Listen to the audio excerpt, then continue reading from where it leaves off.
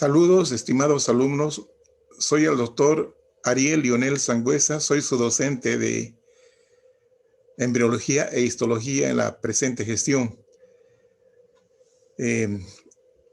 Vamos a empezar el programa hablando sobre algunos aspectos muy generales de la célula, puesto que en la primera parte nosotros vamos a utilizar el programa de embriología, ¿ya? Y yo necesito que ustedes tengan alguna idea sobre lo que es la célula y algo de su historia, tal vez. Bien, entonces vamos a decir como un concepto general que la célula viene del latín cellula, diminutivo de célula, que es hueco. Esto se refiere a que algún investigador de esos tiempos, de tiempos antiguos, cuando vio la primera vez al microscopio una lámina de corcho, ¿sí? Un corte de corcho, ve una serie de huecos parecidos a al panal de abejas, ¿no? Entonces, a estas le llamó celdillas. Entonces, de ahí viene el término de célula. Entonces, la célula es la unidad morfológica y funcional de todo ser vivo, ya sea vegetal, animal, etcétera, ¿sí? La célula es el elemento de menor tamaño que puede considerarse vivo, miren ustedes. Por eso se dice, ¿no?, que hay organismos unicelulares, ejemplo de las bacterias, de algunos parásitos, de algunos elementos vegetales, ¿no?, que viven en el mar, ¿no? Es una célula y sin embargo viven y hacen toda su función, la realizan siendo solo una célula que simplemente se las puede ver al microscopio, ¿no? Entonces, resumiendo, el concepto general de célula, dice acá, es la unidad anatómica, funcional y genética de los seres vivos. Unidad. La célula es una, por favor, es una unidad. Anatómica, porque forman parte de varias estructuras, que son los tejidos. Funcional, obviamente, cumple alguna función. Y genética, que puede reproducirse. Esto es una característica de los seres vivos. Bien. Entonces, vamos entrándonos un poquito en profundidad en este aspecto, ¿no? Dijimos que la célula es la unidad estructural y funcional de todo ser viviente. O sea, unidad anatómica y funcional de todo ser vivo. Perfecto. Presenta una membrana, o sea, una cápsula, llamémosla así, una cápsula, una cascarita, ¿ya? Que también se llama plasmalema o membrana plasmática, ¿ya? Es el continente, llamémoslo así, es el elemento que las vuelve como unidad, una sola cosa, que las separa de las otras, ¿ah? Que las separa de las otras. Entonces, es la membrana plasmática o plasmalema, ¿ya? Y dentro de ese continente, de esa cáscara, de esa cápsula, hay un contenido interno. Entonces, ese contenido interno vamos a llamarle el protoplasma. Entonces, este contenido incluye el núcleo y el citoplasma. Estamos hablando de una célula normal, ¿no? Una célula madura. También se llaman las células eucarióticas, ¿sí? Que tienen su núcleo, que presentan núcleo, y bien, alrededor del núcleo hay un material que se llama el citoplasma. Entonces, núcleo más citoplasma igual protoplasma. En este citoplasma que habíamos comentado están las organelas celulares. Estas organelas pueden tener membrana, se las denomina membranosas, o pueden no tenerla, entonces las llamamos no membranosas, que están suspendidas, están nadando en un líquido viscoso que se llama el citosol. ¿Sí? El citosol. Bien. Los componentes vitales de cada célula. Tenemos componentes inorgánicos, ¿sí? Materiales inorgánicos. Los principales son el carbono, hidrógeno, oxígeno, nitrógeno. Los principales, pero también hay secundarios inorgánicos secundarios, como el azufre, fósforo, magnesio, calcio, sodio, potasio, cloro. Y otros oligoelementos menos importantes, como ser el hierro, manganeso, cobre, zinc, flúor, yodo, etcétera, etcétera, etcétera. Pero aquí vemos con lo importante, ¿no? Los orgánicos, que son, digamos, que tienen, que resaltan, ¿no? Los orgánicos, ¿eh? Que son hidratos de carbono, también llamados glúcidos, o azúcares, si ustedes quieren. Los lípidos o grasas, ¿sí? Y finalmente las proteínas. Son los elementos o los componentes orgánicos de una célula, ¿ya? Son los componentes de una célula. Bien. Ahora, un poquito de historia, ¿sí? Dice acá, el primero que utilizó las lentes correctamente, eran lentes así como lupas, ¿no?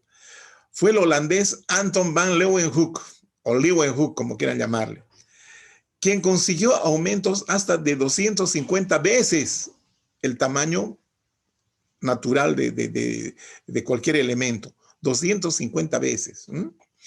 Esto dio lugar a que fuera el precursor de los conocimientos citológicos. Citológico significa, es relativo al estudio de la célula. La citología es el estudio de las células. Es el primero que realiza observaciones microscópicas racionales, o sea, con criterio. Realizó observaciones de todo tipo. Por ejemplo, en la sangre describió los glóbulos rojos, también describió en otros líquidos a los espermatozoides. Sin embargo, todavía no sabía cuáles eran los componentes básicos de la materia viva. Eran simplemente observaciones. Ahí está la fotografía de nuestro querido Anton. Bueno, en español Antonio, ¿no? Bueno.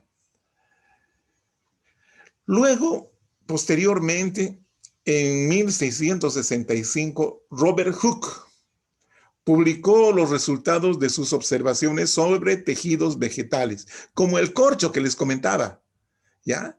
Realizadas con un microscopio de 50 aumentos, o sea que era bastante reducida, ¿no es cierto?, la visibilidad microscópica, ¿no? 50 aumentos, bueno, construido por él mismo. Este investigador fue el primero que, al ver en esos tejidos unidades que se repetían a modo de celdillas de un panal de abejas, las bautizó como células. Ahí estamos viendo. Esto fue lo que él vio. Estas celditas, parecidas a un panal de abejas. Las llamó celas. Y de ahí derivó el término de célula, ¿verdad? Ahí está. Sí, este es el corcho. Bien. Entonces, aquí está nuestro amigo Roberto Hooke. Bien. Y algunos otros historiadores, otros científicos posteriores. Ahí está Purkinje, por ejemplo. Purkinje, sí. Es muy importante en la histología, Purkinje. He hecho bastantes trabajos importantes. Entonces, este fue el primero que describió al citoplasma celular. ¿Sí? Al citoplasma celular.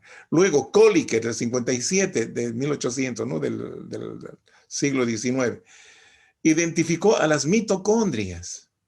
Virchow, alemán, Rudolf Virchow, del 58, miren, postuló que todas las células provienen de otra célula. Esta es la teoría celular, chicos, ¿ya? Esto sí, resáltenla. Se llamaba la teoría celular, descrita por Rudolf Virchow, ya que postuló que todas las células provienen de una célula.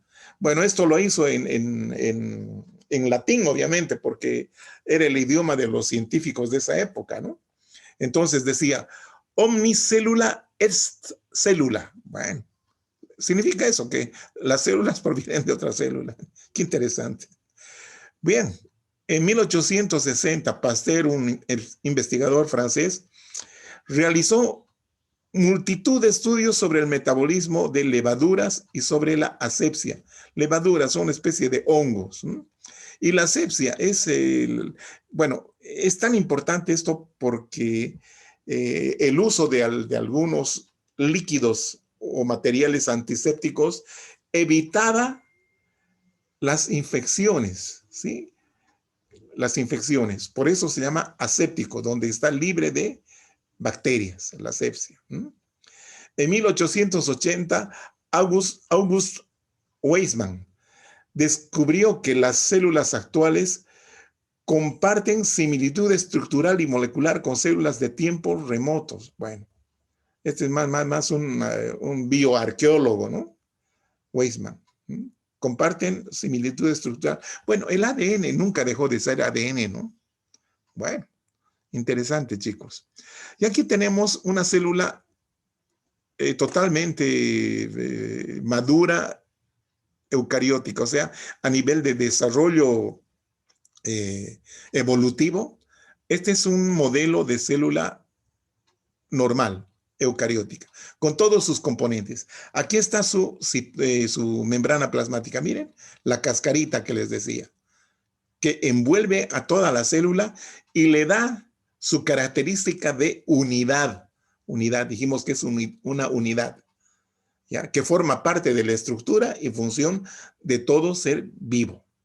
Bien. Y todo lo que está dentro es el protoplasma. Entonces, el protoplasma incluye el núcleo y todo lo que está alrededor del núcleo, vale decir, el citosol, el líquido, ¿sí? Y los organelas. Y estas organelas, como les decía, pueden tener o no membrana. Organelas membranosas y no membranosas. Bueno, aquí estamos viendo el núcleo, el nucleolo, ¿sí? El retículo endoplásmico rugoso, el liso, algunas mitocondrias, centriolos, vesículas o vacuolas, ¿no? Vacuolas. Ribosomas que están pegaditos al retículo endoplásmico, ¿sí? Por eso se llama rugoso. Se llama rugoso porque les da esa apariencia, ¿no? De tener rugosidades. Y es gracias a los ribosomas que están pegaditos a la superficie de esta organela membranosa, que es el retículo endoplásmico rugoso. Y tenemos el liso, que no tiene ribosomas. Y ribosomas libres que están aquí suspendidos, ¿no? En el citosol. Y también elementos del citoesqueleto, o sea, el esqueleto de la célula, ¿no? Que le da forma. Ahí están, por ejemplo, los microtúbulos. Bien. Funciones celulares básicas. Tenemos la autoconservación. Estas son funciones básicas de cualquier célula viviente. Autoconservación. Trata de sobrevivir, de adaptarse ante cualquier situación, digamos, de agresión, por decirles algo. Energética. Respiran. Eso quiere decir que utilizan el oxígeno para producir energía. Energética. Y esa energía es importante para la función de la célula. Son como las pilas de la célula. Y esta función respiratoria se debe gracias a unos organitos que son las mitocondrias, que utilizan el oxígeno para formar energía que se traduce en unas moléculas de ATP. ATP significa adenosín trifosfato. Altamente reactivas esas moléculas, ¿no? Y la función genética se reproduce. Perfecto. Por eso las llamamos funciones básicas. Pero también hay otras funciones que son características de cada variedad de células. Por ejemplo, irritabilidad, que reaccionan al menor contacto con cualquier otro elemento, ¿no? Este poder o esta propiedad de irritabilidad está muy desarrollada, por ejemplo, en las células nerviosas. La contractilidad, que se deforman, se estiran o se contraen, es, digamos, una situación bastante importante en las células musculares, ¿no? Que se contraen o se dilatan, podemos decir, ¿no? Bien, la absorción. En algunas células que absorben, por ejemplo, las células del epitelio intestinal, las células de los túbulos proximales en el riñón. Luego, la secreción. La secreción. Esto es característica importante de las células que forman las glándulas, que secretan sustancias importantes para el desarrollo de las funciones del sistema, del órgano, ¿no?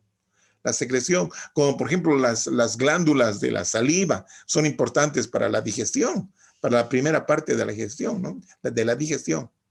Y también hay otra concepto que es muy parecido a la secreción, que se llama la excreción. Tienen la misma fundamentación, pero la excreción significa productos de desecho, eliminación de productos de desecho, del metabolismo de la célula. En cambio, la secreción son productos útiles. En cambio, la excreción son productos de desecho. Bien. Acá tenemos el citoplasma. Aquí está nuestra membranita, ¿ya? La capsulita, la cascarita, ¿ya? Y ahí está el citoplasma. En el citoplasma, ¿qué encontramos? Dijimos organelas, con o sin membrana. Aquí está el aparato de Golgi, aquí está el retículo endoplásmico rugoso, el liso, ¿sí? Algunas vesículas. Y bueno, también encontramos una variedad de organelas que las vamos a ver en mayor detalle cuando empecemos el tema de histología. Aquí está el núcleo, ahí está su envoltura nuclear. Su envoltura nuclear. El nucleolo, miren, el nucleolo, ¿no? Todo esto es el protoplasma, dijimos, ¿no es cierto? El contenido se llama protoplasma.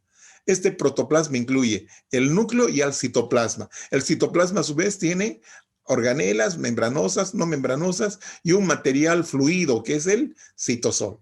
Perfecto, ¿ya? Ahí estamos viendo en el núcleo, las partes del núcleo. Tiene la envoltura nuclear, donde vemos unos orificios que son los poros nucleares, ¿sí? Aquí vemos algunos ribosomas que están pegaditos. En realidad, la envoltura nuclear es una dependencia del retículo endoplásmico rugoso, no es propia del núcleo, simplemente circunscribe a todo este material que es el núcleo. Y en el núcleo, ¿qué vamos a ver? El nucleolo, ¿ya? Y también el material genético que se traduce en la presencia de la cromatina, la cromatina. Y también existe un fluido, ¿sí? Un fluido que se llama el jugo nuclear, el jugo nuclear. Bien, ahí tenemos con microscopía óptica algunas imágenes de células. Miren, estas son células cilíndricas. ¿Ah? Ahí tienen su porción basal. Ahí está el núcleo y aquí está el citoplasma. Miren, de esta célula. Acá tenemos otra célula, otra célula. Acá tenemos en la sangre, por ejemplo, este es un leucocito, un monocito. Este es un monocito aparentemente. No, perdón, no es monocito. Es un neutrófilo. Miren, sus granulaciones no están pigmentadas. Estos son eritrocitos que no tienen núcleo, ¿no? Acá tenemos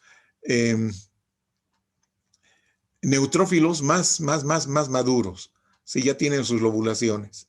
Acá tenemos una célula muscular esquelética, ahí están las estriaciones. Los núcleos se ven acá, ¿no? Los núcleos, ¿eh? Siempre en la periferia. Son células que parecen espaguetis, ¿no? Así cilíndricas, largas, ¿no? Ya, acá vemos, esto es hígado, ¿no? El núcleo, el nucleolo y la envoltura nuclear bastante notoria, ¿no? Ahí está. Ahí está el citoplasma con algunas vacuolas. Estas son vacuolas de grasa. Estos son vasos sanguíneos. Estos son los hepatocitos, células del tejido hepático. La estructura nuclear, dijimos que tenemos la envoltura. Esta es la envoltura, que es una dependencia del retículo endoplásmico rugoso. Acá presentan sus poros nucleares. Son en realidad hojas como sacos dobladas, ¿no? Dobladas ahí. Hay una luz aquí, ¿no? Hay digamos, un espacio. Este espacio se llama la cisterna perinuclear porque está alrededor del núcleo, ¿no? Ahí estamos viendo el núcleo, el nucleolo. Envoltura nuclear. Aquí estamos viendo a mayor detalle. Ahí está el retículo endoplásmico y la envoltura nuclear es una dependencia del retículo endoplásmico rugoso. Ahí estamos viendo el poro nuclear. Esto ya es con microscopía electrónica, ¿no es cierto? Esta línea roja que vemos es simplemente el esqueleto del núcleo, ¿no? Que está por debajo de la envoltura, que se llama la lámina nuclear. Bien.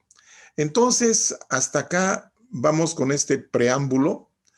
Voy a publicarles en la plataforma de Moodle de la universidad y Bueno, nos vemos la próxima semana para arrancar con el primer tema de embriología. Cuídense. Hasta pronto, jovencitos.